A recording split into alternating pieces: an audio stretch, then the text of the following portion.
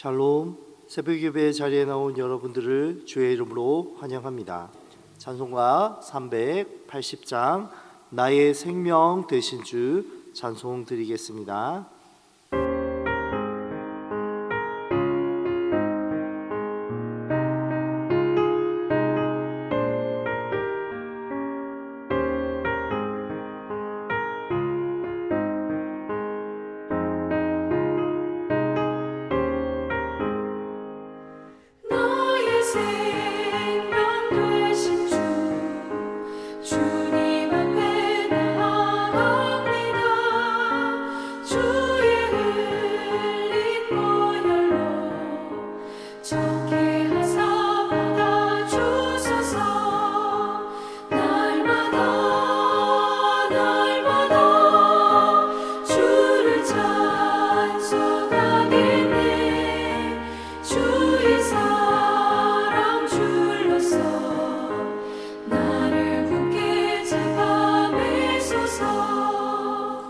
이 시간 함께 나눌 말씀은 디모데전서 5장 1절로 25절까지의 말씀입니다.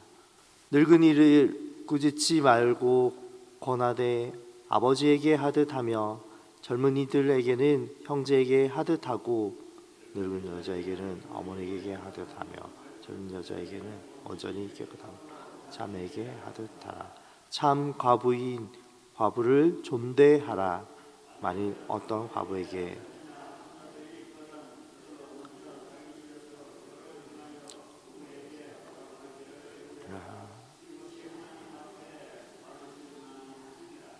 참 과부로서 외로운 자는 하나님께 소망을 두어 주야로 항상 간구와 기도를 하거니와 향락을 좋아하는 자는 살았으나 죽음.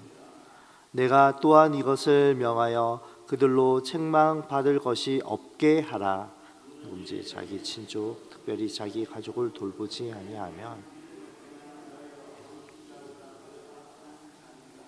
과부로 명부에 올릴 자는 나이가 60이 덜 되지 아니하고 한 남편의 아내였던 자로서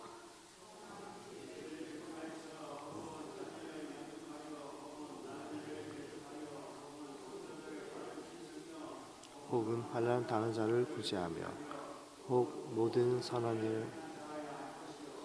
젊은 과부는 올리지 말지니 이는 정욕으로 그리스도를 배반할 때에 시집가고자 함이니 처음 이름을 저버렸으므로 정죄를 받. 또 그들은 게으름을 익히 집집으로 돌아다니고 게으를 뿐 아니라 쓸데없는 말을 하며 일을 만들며 마땅히 아니할 말을 하나니 그러므로 젊은이는 시집가서 아이를 낳고 집을 다스리고 이미 사탄에게 돌아간 자들도 있도다.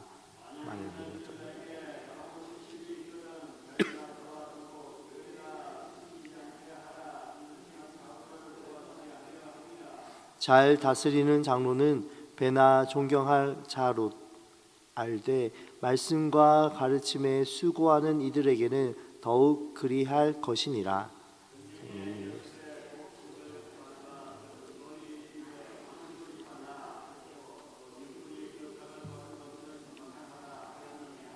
장로에 대한 고발은 두세 증인이 없으면 받지 말 것이요. 범죄한 자들은 모두 삶을 꾸짖으며 하나님과 그리스도 예수와 택하심을 받은 천사들 앞에서 내가 엄히 명하노니 너는 편견이 없이 이것들을 지켜 아무 일도 불공평하게 하지 말며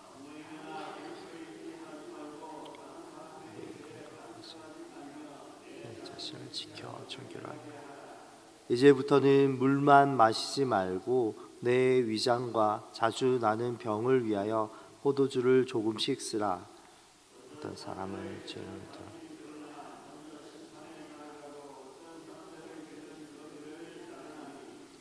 함께 보겠습니다. 이와 같이 선행도 밝히 드러나고 그렇지 아니한 것도 숨길 수 없느니라.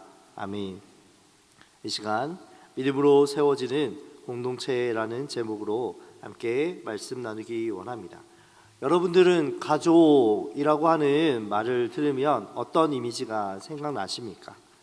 따뜻한 밥상에 둘러앉아 웃음꽃을 피우는 모습, 서로의 어려움을 나누고 격려하는 모습, 함께 기쁨을 나누고 슬픔을 위로하는 모습.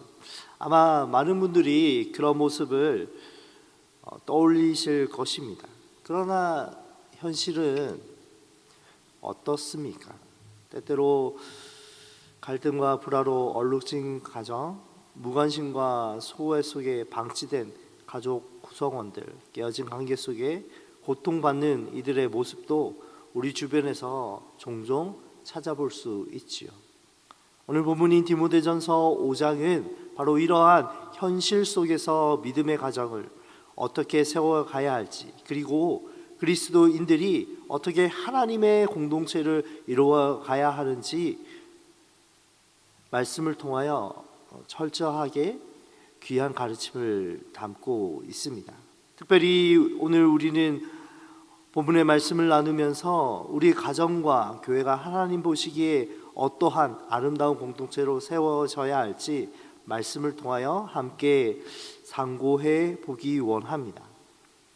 디모데전서 5장은 교회 공동체 안에서 다양한 관계, 특별히 가족 관계와 관련된 문제들을 먼저 다루고 있습니다. 바울은 젊은 목회자인 디모데에게 교회 안에서 발생할 수 있는 여러 가지 문제들을 어떻게 해결하고 어떻게 성도들을 하나님 안에서 돌봐야 하는지 구체적인 지침을 제시하고 있습니다.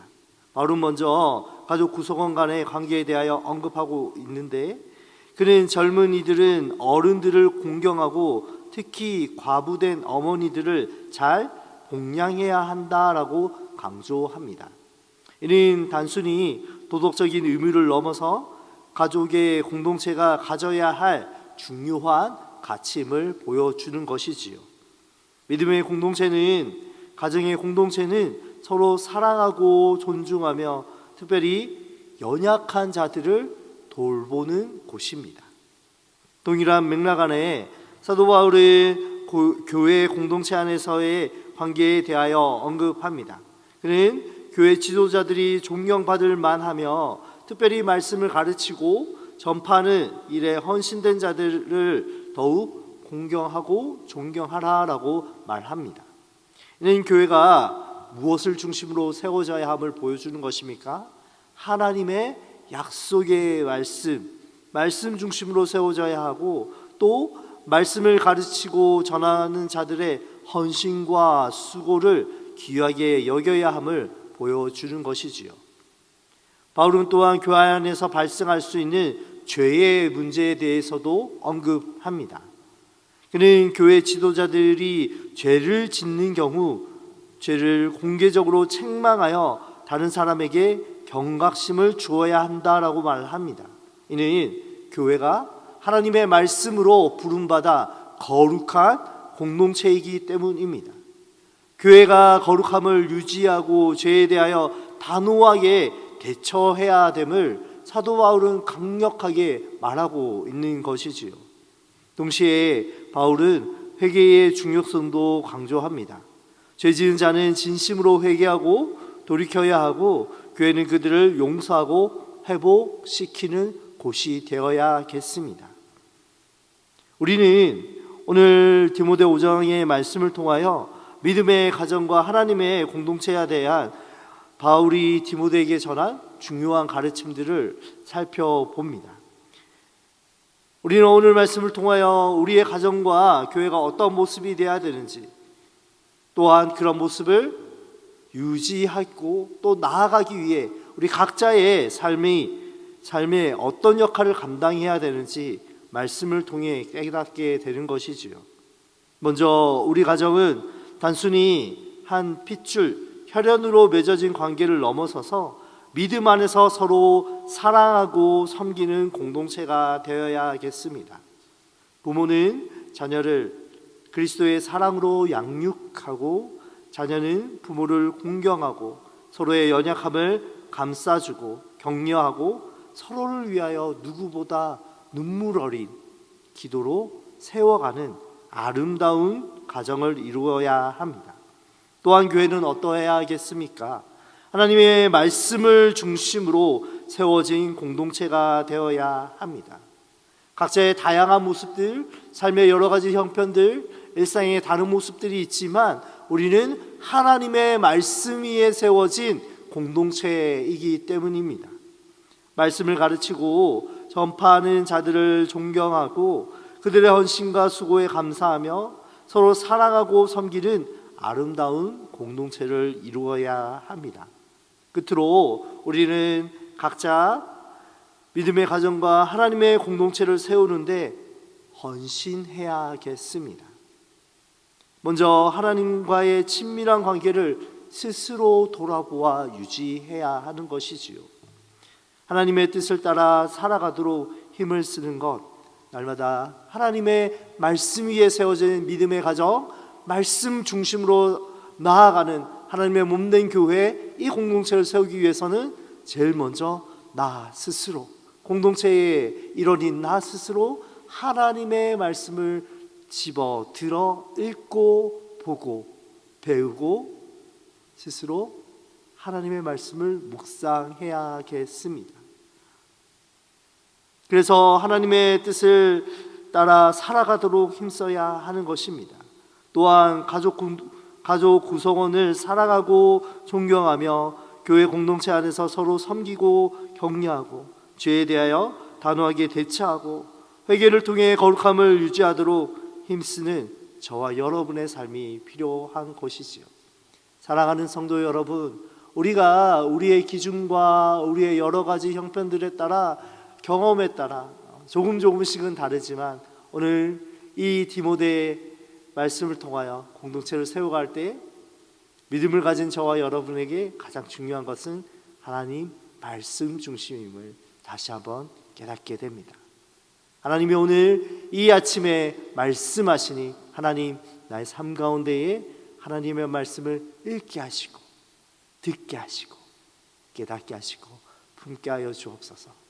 그래서 하나님 이 믿음의 공동체, 나의 제일 끊을 수 없는 공동체인 가정과 교회에 내가 먼저 하나님의 말씀 앞에서는 은혜가 우리 가운데 충만히 서서 연약한 자들을 위하여 기도하고 세워가는 복의 통로가 되시는 저 여러분의 삶이 되시길 주님의 이름으로 부탁드립니다.